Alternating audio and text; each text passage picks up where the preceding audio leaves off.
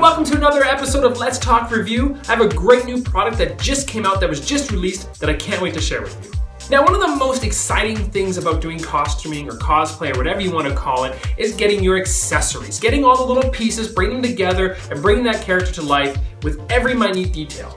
Sure, having the big piece of the costumes, the jackets, the pants, the capes, the whatnot is very important, but having those little tiny details tend to flesh out your character or your costume just to make it that much more authentic or real. One of the most interesting pieces about the 10th Doctor costume was the glasses. Now, a lot of people who wear glasses naturally have used their own glasses, and that's fantastic. Some of us that don't need glasses have been looking for prop glasses for many years. Now, myself, I've been through several different glasses over the years. One of the very first glasses I owned for my costuming for the 10th Doctor was simple black reading glasses that I got at the dollar store. However, I did try and upgrade them after more details came out, that they were more of a horn, tortoiseshell type of look, as well as just the various shapes of them. And I did find a second pair that I really enjoyed.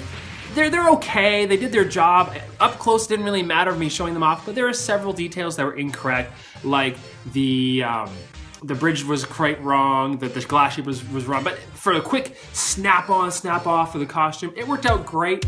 But they weren't my favorite. They weren't also my last ones I got. It wasn't long after that I found a great pair of glasses on eBay. Now, they looked great in the photos. They had the extra wide nose area. However, they were prescription glasses, and I took them to a Lens Crafters, which is a place here in Canada that does all sorts of lenses for your glasses need. And I asked them, can you do plastic lenses? And they said yes. It cost me an additional $10. The glasses, so altogether, cost me $30 or $40.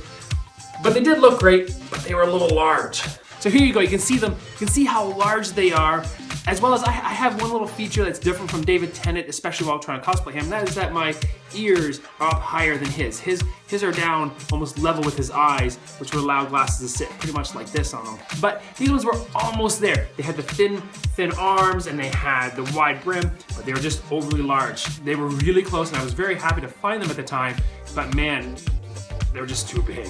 Not long after that, while joining certain forums and groups like the live journal group for DW Cosplay, which the link is in the description, be sure to visit there if you're interested in any Doctor Who costuming, was that someone had found a great pair, not only a pair of regular glasses that had no prescription, but they also had a sunglass version. Now, I misplaced the regular pair, but here's my sunglass version. And as you can see, again, almost there. These ones had a much better shape, a better look, but the overall nose piece was still thin. They just weren't quite there, unfortunately. Now, Stephen Ricks, a really decent blogger over in the UK, had the opportunity to interview Louise Page on several different questions over a series of several videos. And in episode 16, or video 16, or question 16, Louise Page was actually asked the question about the glasses that David Tennant wore, and she answered them. Now, they were custom made from Elaine Mickley. Not that they were custom made for David Tennant, and the style was very wide used, but they were custom made, kind of one of a kind, possibly very limited amount. So finding the actual glasses proved to be impossible, even with now the name of the manufacturer. Now, Magnoli Clothiers is really well known for doing Tennant costumes and fabric runs and ties and everything, and doing the glasses was something that he wanted to do for a while. I'm glad he did. Now, as you can see, hopefully immediately, that all the details are there, from the wide brim and the nose here, the thin arms, the overall shape is pretty close. Again, my ears are higher than David Tennant's. I find that they look almost perfect when they're sitting right on my ears, but unfortunately my face shape is not quite right. But that's besides the point. They fit great, they don't feel cheap at all, they have clear lenses. He also has sunglass versions, which are great. And there are a few things that aren't quite accurate or quite perfect.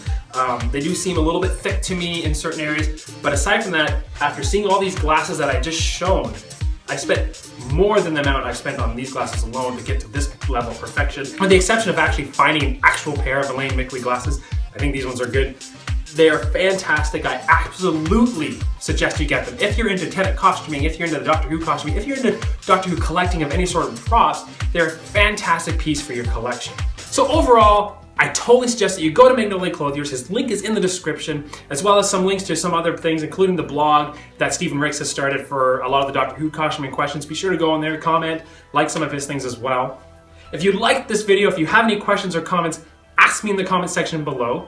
I hope you really enjoyed seeing this, so be sure to check here for one of my other Doctor Who videos, and check here for my last week's video. It was really great to share this, to show this. I hope you go out and buy them. Let him know that I sent you that way, and as always, thanks for watching.